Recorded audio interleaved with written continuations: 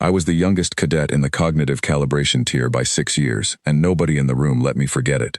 I'd been placed there by a clerical error nobody wanted to own. An intake officer had read my transfer chit wrong and filed me under advanced audit instead of observer non-scoring. By the time anyone noticed, the threshold assessment was 2 days out and moving me would have meant reprinting a seating chart, so I stayed. I was 12 years old, and I sat in the back row of a lecture theater built for adults, waiting to take a test that had broken every cadet who'd sat it for 41 years. The Halsith don't see the way we do.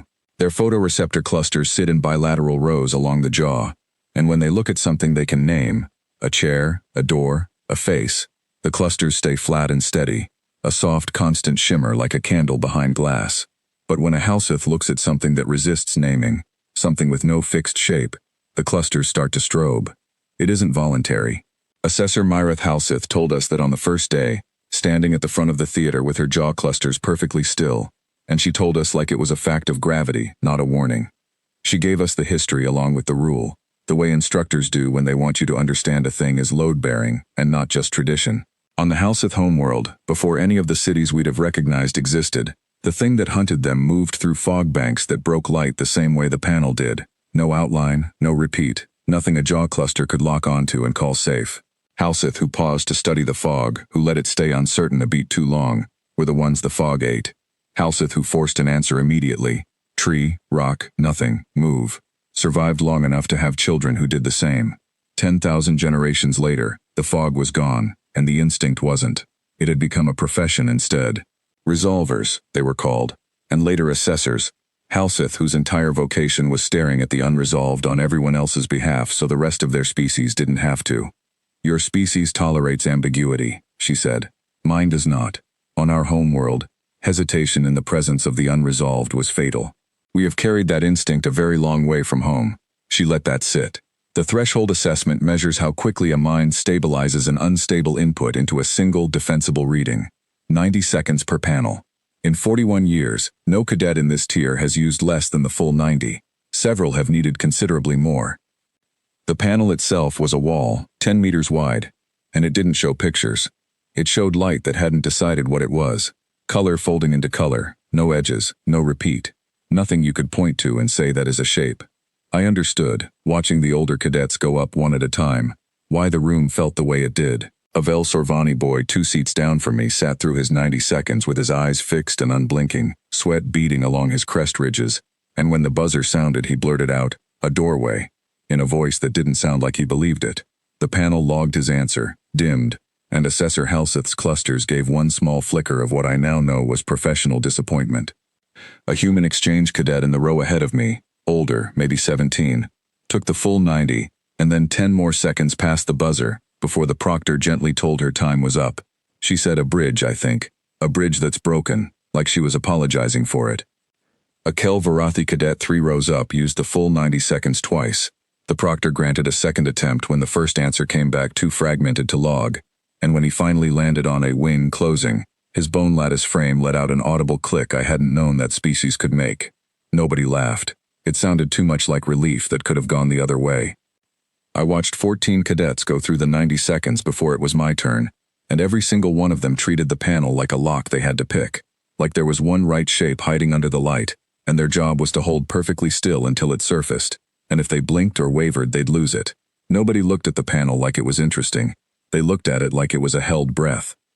I'd spent most of my life on a relay station 3 light months past anything anyone would call a proper colony, where the only entertainment on a slow shift was the cloud generator misting the agricultural dome, and my mother taught me a game with it before I could reliably tie my shoes.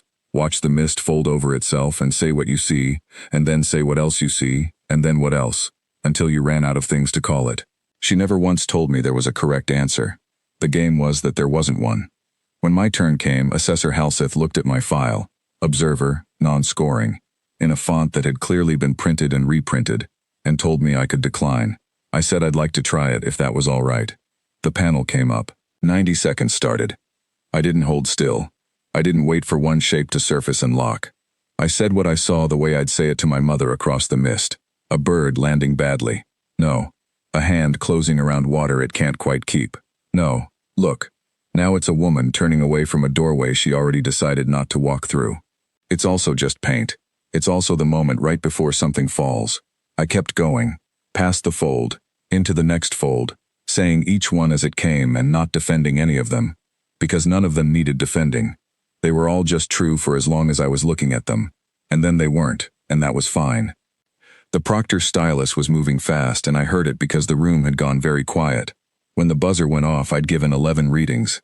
I asked if I could see the next panel. Assessor Halseth didn't answer right away. Her jaw clusters, for the first time since I'd been in that theater, weren't flickering at all. They'd gone still in a way that looked less like calm, and more like a system deciding what state to report. She looked at the sheet the proctor handed her, then at me, then back at the sheet. "The rubric," she said, mostly to herself, "records a single resolved reading per panel. There is a field for time to resolution. There is a field for the reading itself. There is no field for 11. "You could add one," I said. I hadn't meant it as anything. It just seemed true. She let me take 11 more panels before the session period ended, and I gave her 12 full sheets in the time it had taken the boy with the crest ridges to commit, badly, to a single doorway. On the last one, I stopped at 7 readings only because the bell rang for shift change, not because I'd run out. I found out later, from the proctor, what the assessor wrote in the file that went up to the tier registrar. It wasn't a score. Halseth's scoring has no bracket for what I'd done, and to her credit, she didn't force one. She wrote instead that the threshold assessment had been built, 41 years ago, on the assumption that an unresolved image was a wound that needed closing, and that the instrument had never been tested against a mind that didn't experience it as a wound at all.